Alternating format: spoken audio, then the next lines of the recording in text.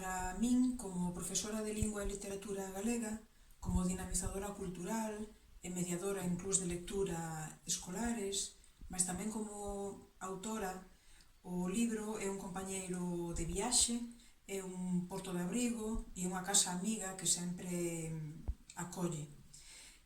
Dicía Alberto Mangel que ler no futuro sería un acto de rebeldía.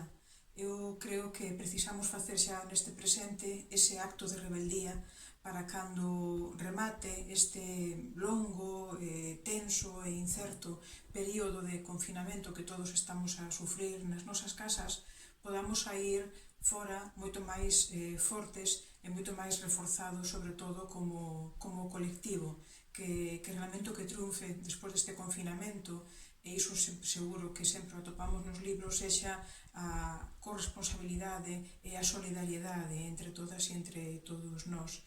Mollarse pola lectura, mollarse polo libro, e mollarse pola vida, e mollarse polo futuro. En ese compromiso estamos. Mollémonos polo libro.